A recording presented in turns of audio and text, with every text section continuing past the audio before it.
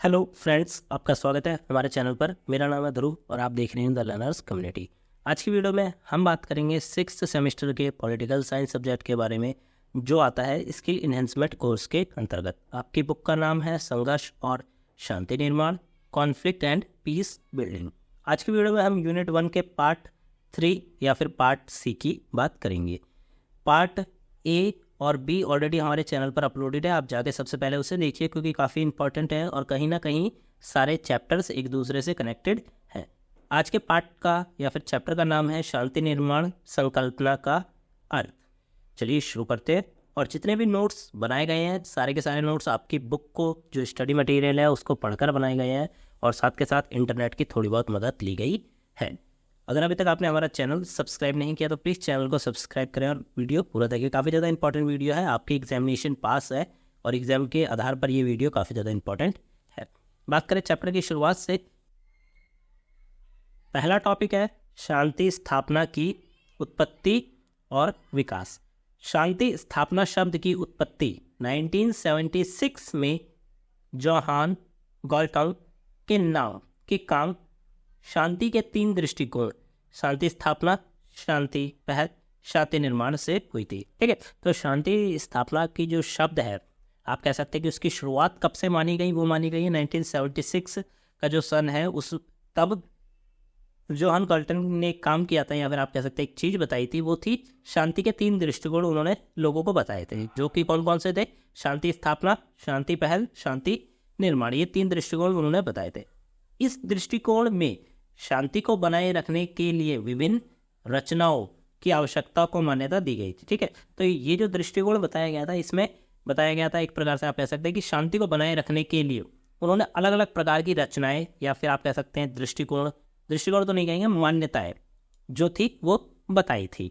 ठीक है, मेनली कि शांति को किस प्रकार हम लोग समाज में या फिर देश में बना के रख सकते हैं, इसके ऊपर उन्होंने बताया था।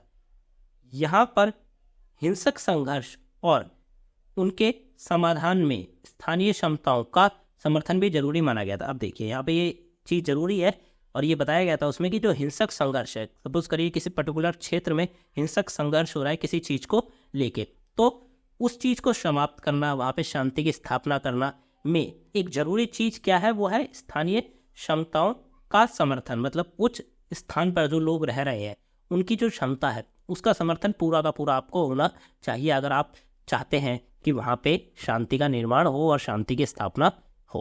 ठीक है, आप अकेले ही वो काम नहीं कर पाएंगे या फिर आप बाहर से ही लोगों को बुला के वो काम नहीं कर सकते, आपको उस क्षेत्र के लोगों की जो है वो समर्थन चाहिए होगा, ये एक जरूरी चीज है। 1992 में संयुक्त राष्ट्र द्वारा प्रस्तुत शांति के लिए एजेंडा नामक एक रिपोर्ट में इस अवधारणा को और अधिक विस्तार से प्रस्तुत किया गया। तो जो अवधारणा या फिर आप कह सकते हैं दृष्टिकोण ऊपर बताया गया है, ठीक है, किनके द्वारा? जोहान गॉल्टंग के द्वारा जो दृष्टिकोण दिया गया था उसको 1992 में संयुक्त राष्ट्र द्वारा और ज़्यादा एक्सप्लेन किया गया। ठीक है, और ज़्यादा अच्छे से डिटेल में बताया गया और उसके लिए क्या बताया गया था कि शांति के लिए एक एजेंडा नामक एक रिपोर्ट में इस चीज़ को और ज़्यादा विस्तृत बताया गया। इस रिपोर्ट में शांति निर्माण को प्रमुख कार्यक्रम के रूप में देखा गया जो शांति को मजबूत करने और भविष्य में होने वाले संघर्ष से बचाने के लिए था। तो ये जो रिपोर्ट थी इसमें क्या बताया गया? शांति निर्माण को एक प्रमुख कार्यक्रम के रूप में देखा गया कि भाई शांति का जो निर्माण है वो एक जरूरी चीज़ है। ठीक है, प्रमुख का मतलब कि इंपॉर्टेंट के तौर पे उस चीज़ को माना गया उस रिपोर्ट में। क्यों? क्योंकि आपको पता ही है, ऐसा नहीं है कि हमारे देश में अगर संघर्ष नहीं हो रहा तो विश्व के किसी और देश में संघर्ष नहीं हो रहा। हो सकता है कि किन्हीं 2 देशों में भी संघर्ष हो रहा हो, युद्ध हो रहा हो, वर्तमान में आपको स्थिति पता ही है। ठीक है, तो क्या बताया गया कि संयुक्त राष्ट्र द्वारा जो रिपोर्ट पारित की गई थी उसमें शांति को और ज़्यादा किस तरह से बनाए रखा जाए, निर्माण किया जाए, ठीक है, उस चीज़ को इम्पोर्टेंट माना गया और भविष्य में संघर्ष ना हो इसके लिए भी उसमें बताया गया था। फिर आगे बढ़े तो 1996 में कनाडा ने एक नए शांति निर्माण तंत्र और फंड के निर्माण के विचार को प्रस्तुत किया। अब देखिए, फिर कनाडा आया 1996 में जिसने क्या लाया? एक शांति निर्माण तंत्र और फंड का निर्माण का उन्होंने विचार दिया कि भाई एक ऐसा फंड होना चाहिए, एक तंत्र होना चाहिए या फिर कहीं एक इंस्टीट्यूशन होना चाहिए जो कि अंतर्राष्ट्रीय स्तर पर कहीं पे भी संघर्ष हो रहा है तो उस संघर्ष को निपटाने के लिए क्या करे, काम करे, अपने विचार प्रस्तुत करे कि किस प्रकार वहाँ पे शांति स्थापना की जा सकती है। जो शांति स्थापना की प्रक्रिया को मजबूत करने के लिए था, कि जो शांति स्थापना की जो प्रक्रिया है देश विदेश, उसको मजबूत करने के लिए ये जो आइडिया है वो लाया गया। फिर आता है ब्राहिमी रिपोर्ट 2000 में इसे और ज़्यादा एक्सप्लेन किया गया और क्या कहा गया कि संघर्ष से दूर की और फिर से इकट्ठा करने के लिए गतिविधियां, एक प्रकार से ये जो है पर्टिकुलर, ये आप कह सकते हैं नाम के तौर पर रखा गया कि संघर्ष से दूर और फिर से इकट्ठा करने की गतिविधियां के रूप में परिभाषित किया गया, जिससे साफ होता है कि शांति निर्माण का मकसद न केवल वर्तमान में शांति बनाए रखना बल्कि भविष्य में संघर्ष को भी रोकना है। तो एक ब्राह्मी रिपोर्ट 2000 में पास की गई थी, ठीक है, लाई गई, और उस रिपोर्ट में यही बताया गया कि शांति निर्माण का मतलब केवल ये नहीं है कि आज हमने जहाँ पे संघर्ष हो रहा है वहाँ पे शांति का निर्माण कर दिया। इसका मतलब यह है कि भविष्य में भी हम उस संघर्ष को रोक सके और उससे रिलेटेड संघर्ष को भी रोक सके, ठीक है, तभी शांति होगी और तभी स्थायी परमानेंट जो शांति है वो होगी।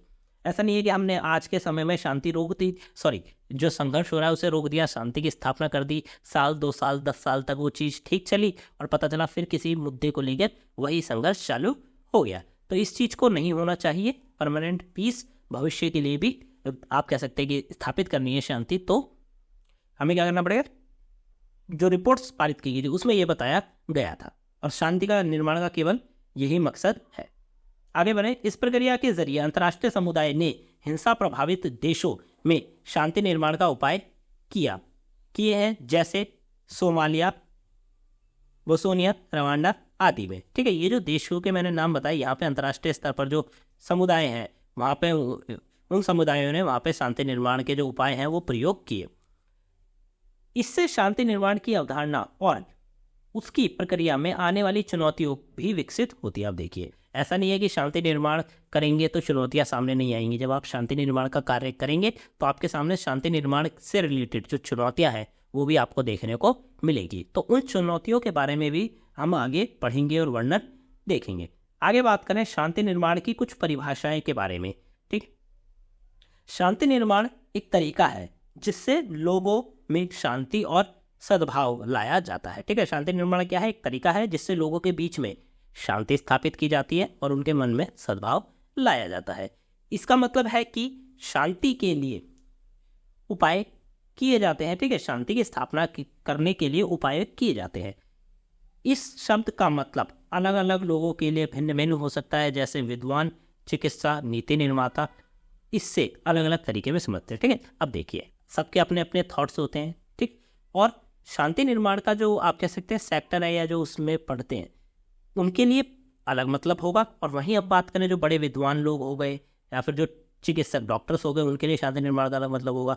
जो नीति निर्माता, ऐसे लोग जो कि नीतियाँ बनाते हैं, उनके लिए शांति निर्माण का मतलब कुछ और होगा, ठीक है। तो सबके अपने समझ के अकॉर्डिंग अलग अलग तरीकों से वो उस चीज़ को समझते हैं।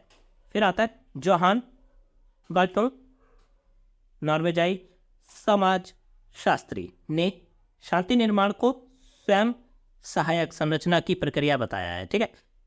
जो जॉन बोल्टन है वो नॉर्वेजिए के समाजशास्त्री हैं, तो उन्होंने क्या बताया कि शांति निर्माण क्या है, स्वयं सहायक संरचनाओं की प्रक्रिया है। स्वयं की सहायता के लिए ऐसी संरचना है ये जो एक पूरी की पूरी प्रक्रिया है, ये उन्होंने बताया। इसका मतलब है कि इस प्रक्रिया में ऐसी संरचनाएं को बनती है जो युद्ध को रोक सकती है और शांति बनाए रख सकती है, ठीक है। अब देखिए, शांति निर्माण क्या है, एक पूरी की पूरी प्रक्रिया है जो कि इस प्रकार से बनाई जाती है जिसमें कि युद्ध को भी रोका जाए और शांति को बनाए रखा जाए, ठीक है। जैसे कि आपको शब्द से ही समझ आ रहा होगा कि शांति निर्माण का मतलब है कि जहाँ पे भी संघर्ष हो रहा है वहाँ पे शांति का निर्माण करना, ठीक है। युद्ध हो रहा है तो युद्ध को रोकना और शांति को बनाए रखना और उसको आप कह सकते हैं कि और ज़्यादा ठीक से करना। गाल्टुन ने सकारात्मक शांति के लिए महत्वपूर्ण माना है जो समानता, न्याय, सहयोग और सह अस्तित्व के मूलभूत आदर्शों पर आधारित है। तो गाल्टुन क्या मानते हैं कि भाई जो सकारात्मक शांति है उसके लिए महत्वपूर्ण क्या है, समानता, न्याय, सहयोग और सह अस्तित्व मूल रूप से आप क्या है, आदर्शों पर आधारित है। और ये चीज़ें काफ़ी ज़्यादा इंपॉर्टेंट भी हैं क्योंकि शांति निर्माण के क्षेत्र में कि भाई अब ऐसा तो नहीं होगा, आप सपोज करिए कि आप कहीं पे शांति की स्थापना करना चाहते हैं, परंतु वहीं पे उस क्षेत्र में लोगों के बीच में असमानताएं बहुत ज़्यादा है, ठीक है, लोगों के साथ न्याय पूरी तरह नहीं हो रहा, लोग एक दूसरे का सहयोग भी नहीं कर रहे हैं और सह अस्तित्व भी देखने को नहीं मिल रहा। तो अगर ये चीज़ें वहाँ देखने को नहीं मिलेंगी तो शांति का वहाँ पे निर्माण करना बहुत ही ज़्यादा कठिन है, या फिर आप कहेंगे कि नामुमकिन है, ठीक है। तो ये जो आदर्श है इसके ऊपर ही शांति निर्माण पूरी तरह से आप कह सकते हैं कि स्थित है। फिर बात करें अलायंस फॉर पीस बिल्डिंग, ठीक है, अलायंस फॉर पीस बिल्डिंग, ये भी एक प्रकार से आप कह सकते हैं कि एक इंस्टीट्यूशन के नाम पे कि अलायंस फॉर पीस बिल्डिंग ने शांति निर्माण को वह प्रक्रिया बताया, शांति निर्माण के बारे में बताया कि वह प्रक्रिया बताया जिससे हिंसा के बाद समुदायों के जीवन में फिर से उत्थान मिलता है। अब उन्होंने क्या बताया, शांति निर्माण को क्या बताया, जिससे कि हिंसा के बाद जो समुदाय हैं उनके जीवन में उत्थान मिलता है। हिंसा के बाद जब जहाँ पे शांति निर्माण की जाती है वहाँ पे जो समुदाय के लोग हैं उनके जीवन में उत्थान होता है, मतलब एक प्रकार से उनके जीवन में एक अच्छा समय चालू होता है, लोग अपने जीवन में आगे बढ़ने की कोशिश करते हैं। फिर आते हैं जॉन पॉल लिडरिच ने इसे व्यापक प्रक्रिया माना है जिससे संघर्ष को शांतिपूर्ण संबंधों में बदला जाता है। अब देखिए अलायंस फॉर पीस बिल्डिंग मानते हैं, जो इंस्टीट्यूशन है वो मानता है कि भाई जहाँ पे हिंसा हो रही है वहाँ पे शांति निर्माण करने के बाद जो लोग हैं, समुदाय के लोग हैं जिनके साथ संघर्ष हुआ है या जिन्होंने संघर्ष को फेस किया है, उनके जीवन में उत्थान आता है। उसके बाद एक व्यक्ति आते हैं जॉन पॉल लेडरिच, ठीक है, उन्होंने क्या माना है, ये जो शांति निर्माण की प्रक्रिया है उसको काफ़ी ज़्यादा व्यापक माना है। शांति निर्माण करना किसी क्षेत्र में कोई छोटी सी बात नहीं है, काफ़ी बड़ी बात है, क्योंकि संघर्ष को पूरी तरह रोकना, और अभी हम आगे देखेंगे कि संघर्ष के बारे में हमें क्या क्या पता होना चाहिए अगर हम संघर्ष को रोकना चाहते हैं। तो शांति निर्माण करते समय उस संघर्ष की चीज़ों को समझना और उसे पूरी तरह से समाप्त करना काफ़ी ज़्यादा इंपॉर्टेंट भी है और काफ़ी ज़्यादा बड़ा काम भी है, ठीक है। तो इसीलिए इसे एक व्यापक प्रक्रिया माना है जिसमें संघर्ष को शांतिपूर्ण संबंधों में बदला जाता है। जो संघर्ष हो रहा है उसको ही शांति में बदल दिया जाता है। हम आगे आते हैं और देखते हैं कि कैफी अन्नान जो संयुक्त राष्ट्र के पूर्व महासचिव थे ने शांति निर्माण को संघर्ष के अंत के विभिन्न समावर्ती और एकीकृत कार्य बताया है। कैफी अन्नान ने क्या बताया, और जो कि आप कह सकते हैं संयुक्त राष्ट्र के पूर्व महासचिव भी रहे हैं, ठीक है, काफ़ी बड़ी पोस्ट पे रहे हैं, तो उनका काम ही शांति से बनी जो सेक्टर है उससे रिलेटेड था। तो बात करें, उन्होंने बताया कि शांति निर्माण जो है, शांति निर्माण को संघर्ष के अंत के विभिन्न समावर्ती और एकीकृत कार्य के रूप में बनाया गया है, ठीक है। संघर्ष का जो अंत होता है या तो उसके जैसा या एकीकृत, ठीक है, या तो उसके जैसा दिखने वाला और या फिर वही जो है पूरी तरह से काम है उसको बताया है। संयुक्त राष्ट्र के अनुसार शांति निर्माण का उद्देश्य लंबे समय तक शांति बनाए रखना है। संयुक्त राष्ट्र के आधार पर जो शांति निर्माण है उसे क्या माना गया है कि भाई जो शांति है वो लंबे समय तक बनी रहे, ठीक है, कुछ समय की शांति ना हो, एक पर्टिकुलर समय की शांति ना हो, ठीक है, अब कह सकते कि लंबे समय तक बनी रहे, साथ में भविष्य में भी कोई ऐसा जो दूसरा मुद्दा है वो शुरू ना हो। आगे देखें, अंत में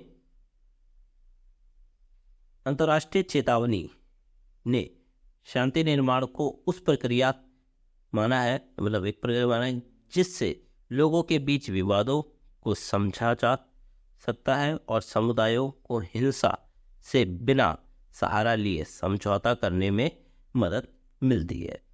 तो अंतर्राष्ट्रीय चेतावनी आप कह सकते हैं कि भाई एक संगठन के तौर पे कहा गया है कि जो शांति निर्माण है, शांति निर्माण को एक प्रक्रिया माना है जिससे लोगों के बीच में जो विवाद है, विवाद को समझा जा सकता है। शांति निर्माण को क्या माना गया है, एक प्रक्रिया माना गया है जिसके अंतर्गत लोगों के जो विवाद है उसको समझा जा सकता है, समुदायों को हिंसा से बिना सहारा लिए समझौता करने में मदद मिलती है, ठीक है। शांति निर्माण क्या है, बिना हिंसा का सहारा लिए समझौता करने में मदद मिलती है और जो संघर्ष हो रहा है उसको समझने में मदद मिलती है। ये शांति निर्माण की एक प्रक्रिया है। इन परिभाषाओं से स्पष्ट होता है कि शांति निर्माण एक व्यापक और जटिल प्रक्रिया है जिसमें विभिन्न अभिनेता और उपकरण, ठीक है। इसमें काफ़ी लोग भी शामिल हैं शांति निर्माण में, ऐसा नहीं है कि किसी एक व्यक्ति का काम है, ठीक है। इसमें अलग अलग आप कह सकते हैं कि इसकी हिरार्की है शुरू से ही। अगर हम ऊपर से नीचे तक देखें तो इसमें काफ़ी लोगों की ज़रूरत होती है अगर आपको शांति निर्माण करनी है, ठीक है। अंतर्राष्ट्रीय स्तर पर देखें तो अंतर्राष्ट्रीय संगठन की ज़रूरत होती है, और निचले स्तर पर देखें तो स्थानीय लोगों की आवश्यकता होती है, ठीक है। तो काफ़ी सारे जो अभिनेता हैं वो इसमें शामिल होते हैं और उपकरण होते हैं। इसका मुख्य उद्देश्य समुदाय के बीच शांति और समझौता बढ़ाना है, ठीक है। मुख्य उद्देश्य क्या है कि जो समुदाय हैं उसके बीच में शांति बनी रहे, और जो और समुदाय हैं उन सब के बीच में समझौते अच्छे से होते रहें, ठीक है। अब आगे देखें कि शांति स्थापना, शांति व्यवस्था और शांति निर्माण एक संवेदनशील परिप्रेक्ष्य। ये देखिए, ये वाला जो टॉपिक है, सिमिलर टॉपिक आपको प्रीवियस चैप्टर में भी पढ़ने को मिल जाएगा, ठीक है। तो कहीं ना कहीं जो टॉपिक्स हैं वो एक दूसरे से कवर। बात करें शांति व्यवस्था की, या फिर शांति की जो कंप्लीट व्यवस्था है जो इस टॉपिक में भी दिया गया है उसके बारे में देखिए। शांति व्यवस्था एक अत्यंत महत्वपूर्ण पहलू है जो संघर्ष को रोकती है और हिंसा को नियंत्रित करती है। शांति व्यवस्था क्या है? एक इम्पॉर्टेंट पहलू है। पहलू से ज़्यादा तात्पर्य है कि भाई जो ऊपर कई सारे टॉपिक्स दिए गए उसमें से एक महत्वपूर्ण चीज़ है, ठीक है, जो क्या करती है, संघर्षों को, जो अलग अलग संघर्ष हो रहे हैं उनको रोकती है, साथ में हिंसा को नियंत्रित करती है। हिंसा को नियंत्रित करने से तात्पर्य है कि किसी क्षेत्र में हिंसा अगर बढ़ रही है तो हिंसा को कम से कम करने की कोशिश करवाना, ठीक है, कि भाई हिंसा हो रही है तो उसको रोकना, जल्दी जल्दी मुद्दों को सुलझाना, ताकि हिंसा, जो लोग हिंसा कर रहे हैं उनके मुद्दे सुलझें और जल्दी जल्दी चीज़ें हों। इसमें ऐसी रणनीतियाँ शामिल होती हैं जिन्हें शांति अभियान द्वारा आधिकारिक तौर पर अभिनेताओं के माध्यम से लागू किया जाता है, ठीक है। तो शांति व्यवस्था में कुछ रणनीतियाँ बनाई गई हैं जिनके प्रयोग करके जो है शांति बनाई जाती है और संघर्ष को कम किया जाता है। तो इन रणनीतियों को किस प्रकार अपनाया जाता है और या फिर किस प्रकार लागू किया जाता है, अभिनेताओं के माध्यम से इसे लागू किया जाता है। इसमें विभिन्न दलों के बीच संघर्ष की स्थिति को नियंत्रित किया जाता है, ठीक है। अलग अलग दलों के बीच में जो संघर्ष हो रहा है वो जो स्थिति है संघर्ष की, उसे नियंत्रित करने की कोशिश की जाती है ताकि संघर्ष कम हो, और अगर हिंसक संघर्ष हो रहा है, ठीक है, तो उसे जल्द से जल्द रोका जा सके ताकि जान माल की हानि ना हो। आगे बढ़े। फिर आता है आपका शांति रक्षक गतिविधियां। सबसे पहला इसका पॉइंट है लड़ने वाले दलों को दूर करना। इसमें संघर्ष में शामिल होने वाले दलों को अलग अलग करना और उन्हें शांतिपूर्ण समाधान की ओर प्रोत्साहित करना शामिल है, ठीक है। तो जो भी दल लड़ रहे हैं, ठीक है, संघर्ष कर रहे हैं, चाहे वो संघर्ष हो चाहे वो हिंसक संघर्ष हो, तो क्या करना, दोनों दलों को अलग अलग करना और फिर उनके साथ बैठ के शांतिपूर्ण समाधान की ओर उन्हें प्रोत्साहित करना, कि उनको बढ़ावा देना, उनको समझाना कि आपको शांतिपूर्ण तरीके से जो संघर्ष हो रहा है उसे समाप्त करना है और समझौता कर लेना है। फिर आता है सेकंड पॉइंट, संघर्ष विराम के प्रतिबंधिताओं का पालन करना।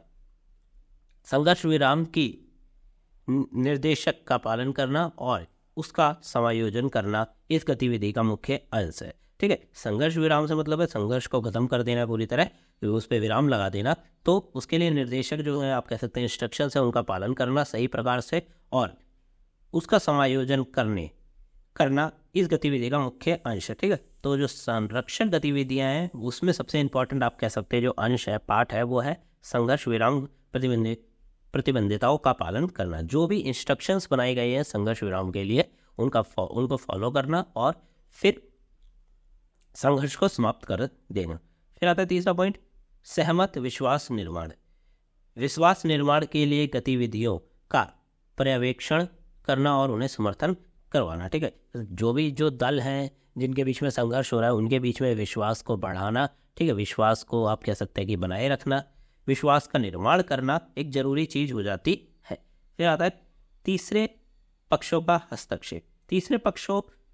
तीसरे पक्ष के हस्तक्षेप से प्रबंधन की गतिविधि करना, जो प्राय सैन्य बल द्वारा नहीं किया जा सकता, ठीक। तीसरे पक्ष का हस्तक्षेप से तात्पर्य है कि अगर दो पक्षों के बीच में या दो ग्रुप्स के बीच में संघर्ष हो रहा है तो तीसरे पक्ष का जो हस्तक्षेप है वो सैन्य नहीं होना चाहिए मेनली, ठीक है। मतलब अगर आप सैन्य बल के द्वारा उस चीज़ को समाप्त करना चाहते हैं जो संघर्ष हो रहा है, तो कहीं ना कहीं ये एक गलत चीज़ भी है और भविष्य में दोबारा संघर्ष होने के जो चांसेस है वो और ज़्यादा बढ़ जाते हैं, क्योंकि आपने ज़बरदस्ती जो संघर्ष हो रहा है उसे समाप्त करवा दिया। अब क्या होगा, भविष्य में जब उन्हें मौका मिलेगा किसी मुद्दे के लिए, ठीक है, तो वो क्या करेंगे, दोबारा संघर्ष करने लगेंगे। तो तीसरे पक्ष का जो हस्तक्षेप है, हस्तक्षेप से प्रबंधन की गतिविधि करना, ठीक है, हस्तक्षेप तो होना चाहिए परंतु हस्तक्षेप सही प्रकार से होना चाहिए। फिर आता है पीस मेकिंग। पीस मेकिंग एक राजनीतिक या राजनयिक उपाय है जो परस्पर विरोधी दलों को एक समझौते पर लाता है, ठीक है। पीस मेकिंग क्या है, एक प्रकार से आप कह सकते हैं राजनीतिक उपाय है जो कि क्या करता है, जो संघर्ष करने वाले ग्रुप्स हैं उनको एक पॉइंट तक लाता है जहां पे वो क्या कर सकते हैं, अब समझौता कर सकते हैं। इसमें एक ऐसी राजनीतिक सैन्य राजनयिक मार्ग होता है जिसे उपयोग करके विरोधी दल को समझौते पर पहुंचाया जाता है, ठीक है। तो पीस मेकिंग के अंदर क्या होता है, राजनीतिक, आप कह सकते हैं राजनीति करके या राजनीति खेल के उनको एक पॉइंट तक लाया जाता है, या तो कहीं ना कहीं सैन्य से जो सैन्य बल है उसका प्रयोग करके, और या फिर राजनयिक एक मार्ग होता है, ठीक है। राजनयिक मार्ग आप सिंपली समझ सकते हैं कि पॉलिटिकल तौर पे, या फिर आप कह सकते हैं कि आर्मी के आधार पर उन दोनों ग्रुप्स को एक पॉइंट तक लाना जहाँ पे वो लोग मिलके जो है संघर्ष को खत्म करें और एक समझौता कर लें। इसके अंतर्गत ये पीस मेकिंग के अंतर्गत आता है। फिर आता है शांति निर्माण। शांति निर्माण एक व्यापक प्रक्रिया है जो हिंसा के विस्फोट से पहले, दौरान और बाद में शांति को स्थापित करती है। शांति निर्माण क्या है, एक बहुत बड़ी प्रक्रिया है। मैंने आपको शुरुआत में ही बताया था कि शांति, किसी भी जहाँ पे संघर्ष हो रहा है वहाँ पे शांति का आप निर्माण करना कोई छोटा काम नहीं है, क्योंकि आपको दोनों पक्ष के पहलू समझने होते हैं, क्या कारण है ये समझना होता है संघर्ष होने का, ठीक है, और फिर समझौता करवाने तक, पॉइंट तक आपको वहाँ पे हेल्प करनी है, ठीक है। तो एक काफ़ी व्यापक प्रक्रिया है। तो इसमें क्या होता है, प्रक्रिया है जो हिंसा का विस्फोट से क्या तात्पर्य है कि हिंसा हो रही है, एक पॉइंट आएगा जहाँ पे हिंसा इतनी बढ़ जाएगी कि अब हिंसा का विस्फोट हुआ, उसके बाद हिंसा बहुत ज़्यादा फैल गई, ठीक है। तो हिंसा के विस्फोट से पहले, हिंसा के विस्फोट के दौरान और हिंसा के विस्फोट के बाद शांति स्थापित करती है क्या, शांति निर्माण। इसमें राजनीतिक, सामाजिक, आर्थिक और कई अन्य क्षेत्रों में विभिन्न उपाय शामिल हैं, जैसे आर्थिक सुधार, लोकतांत्रिक शासन को मजबूत करना, संघर्ष प्रबंधन गतिविधि और लोगों को सेवाओं को प्रदान करना। तो शांति निर्माण है उसके अंदर काफ़ी सारी चीज़ें सम्मिलित है। क्या क्या हो सकती हैं, आर्थिक सुधार हो सकता है, जिस क्षेत्र में संघर्ष हो रहा है वहाँ पे आर्थिक सुधार से हेल्प की जाए। लोकतांत्रिक सुधार, लोकतांत्रिक जो शासन है, ठीक है, उसको और ज़्यादा मजबूत किया जाए ताकि भविष्य में संघर्ष ना हो, और जो अगर संघर्ष हो तो जो लोकतांत्रिक व्यवस्था है वही उस संघर्ष को सुलझाए, ठीक है। फिर आता है संघर्ष प्रबंधन गतिविधियों और अलग सेवा, जो लोग हैं उन्हें सेवाएं प्रदान करना, ये सब आता है किसके अंतर्गत, शांति निर्माण के अंतर्गत। फिर आते हैं अंतर्गत तत्व। शांति स्थापना और शांति निर्माण के अंतर्गत ऊपर और नीचे से उपाय शामिल है, ठीक है। देखिए इसमें क्या, शांति स्थापना और शांति निर्माण के अंतर्गत क्या आता है, ऊपर और नीचे से कुछ उपायों को अपनाया जाता है। ऊपर से उपाय अंतर्राष्ट्रीय समुदाय हो सकता है, जबकि निचले उपाय स्थानीय समुदाय के सहयोग और विश्वास का निर्माण होता है। अब देखिए जो शांति निर्माण और शांति स्थापना है उसके अंतर्गत कुछ उपाय अपनाए जाते हैं, ठीक है। उसमें उपायों को किस प्रकार कहा गया है कि ऊपर से और नीचे से। ऊपर से तात्पर्य है कि सबसे हाई लेवल के उपाय, मतलब इंटरनेशनल लेवल के जो उपाय है वो अपनाए जाएंगे, इंटरनेशनल की जो संस्थाएं हैं वो आएंगी फिर बीच में, और फिर वो क्या करेंगी, संघर्ष को खत्म करेंगी। वहीं पे अगर हम निचले या नीचे का जो उपाय है उसे बात करें तो उसमें आते हैं स्थानीय समुदाय के लोग। जिस क्षेत्र में संघर्ष हो रहा है उस क्षेत्र के लोग का आपको सहयोग प्राप्त करना है, ठीक है, और उनके साथ मिलके उस संघर्ष को समाप्त करना है। अगर आप क्या कर रहे हैं, शांति निर्माण करना चाहते हैं वहाँ पे और आप कर रहे हैं। शांति निर्माण की विशिष्टताएं, उद्देश्य की बात करें, शांति निर्माण का उद्देश्य समाज में स्थिरता, शांतिपूर्ण वातावरण स्थापित करना है। शांति निर्माण का मुख्य उद्देश्य क्या है कि समाज में स्थिरता सब है वही स्टेबल बनाए रखना समाज को, ठीक है। ऐसा ना हो कि छोटे छोटे मुद्दों को लेकर समाज में संघर्ष होने लग जाए लोगों के बीच में, नहीं, इसको स्टेबल बना के रखना। शांति वातावरण स्थापित करना, ठीक है, लोगों के बीच में शांतिपूर्ण वातावरण बना रहे। यह एक समावेशी समाज की रचना करता है।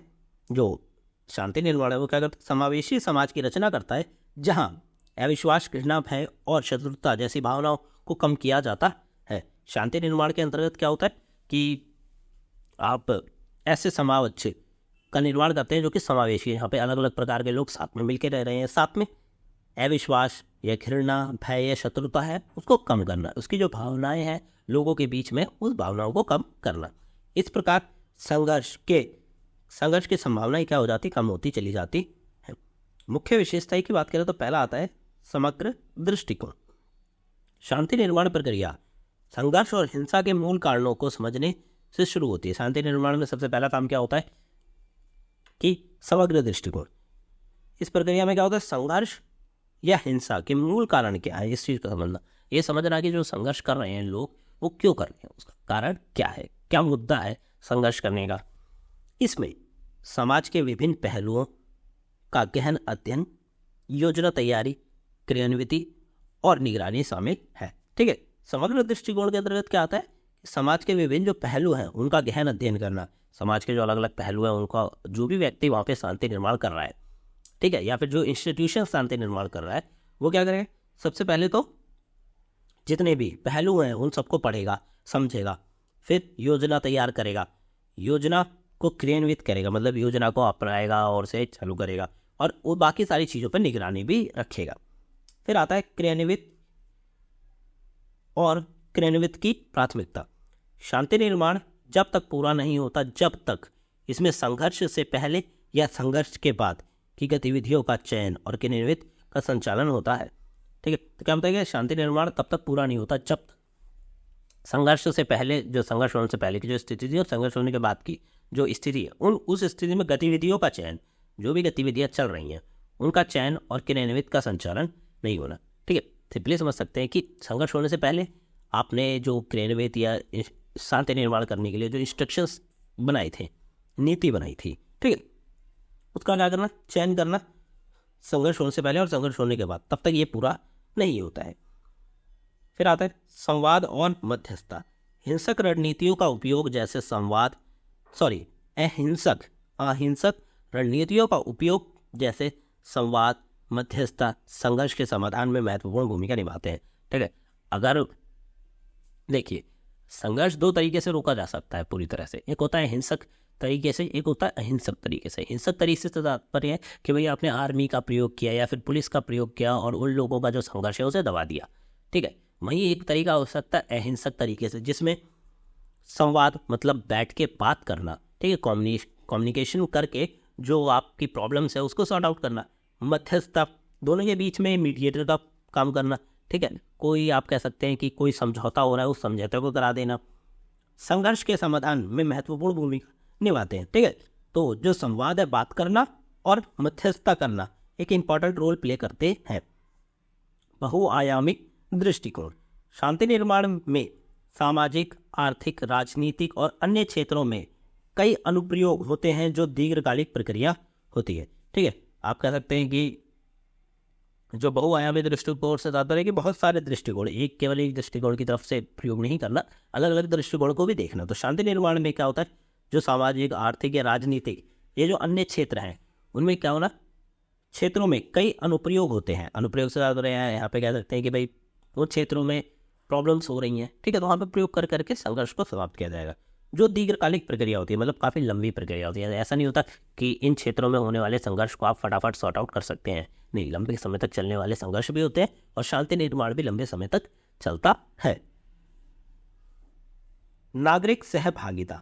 शांति निर्माण में गैर सरकारी संगठन, राज्य, नागरिक समुदायों की भागीदारी, सहयोग अत्यंत महत्वपूर्ण है। ठीक है, जहाँ पे भी या जिस क्षेत्र में भी संघर्ष हो रहा है वहाँ के लोगों की आपको सहयोग चाहिए होगा शांति का निर्माण करने के लिए। ठीक है, गैर सरकारी संगठन, एनजीओ की आप हेल्प कर ले सकते हैं। ठीक है, राज्य और नागरिक समुदाय, राज्य और नागरिक जो समुदाय हैं आप उनकी हेल्प ले सकते हैं शांति निर्माण करने के लिए, क्योंकि ये सबसे ज़्यादा जरूरी है। ठीक है, फिर आता है स्थानीय समाधान। शांति निर्माण की योजनाएं और रणनीतियाँ विभिन्न समाजों, स्थितियों और भौगोलिक परिस्थितियों के अनुसार अनुकूलित की जानी चाहिए। ठीक है, स्थानीय समाधान से तात्पर्य है कि भाई अलग अलग क्षेत्रों में अलग अलग प्रकार के जो आप कह सकते हैं संघर्ष हो रहे हैं, तो उन संघर्ष को क्षेत्र के अकॉर्डिंग सॉर्ट आउट किया जाना चाहिए। ठीक है, हर क्षेत्र में संघर्ष को सॉर्ट आउट करने के लिए अलग तरीके होने चाहिए, क्योंकि भौगोलिक क्षेत्र ही अलग है, तो आपको भी नए तरीके अपनाने होंगे। फिर आता है प्रतिस्थापन की आवश्यकता। हर संघर्ष की स्थिति अलग होती है, इसीलिए उसके अनुसार प्रतिस्थापन योजनाएं और रणनीतियां बनाई जानी चाहिए। ठीक है,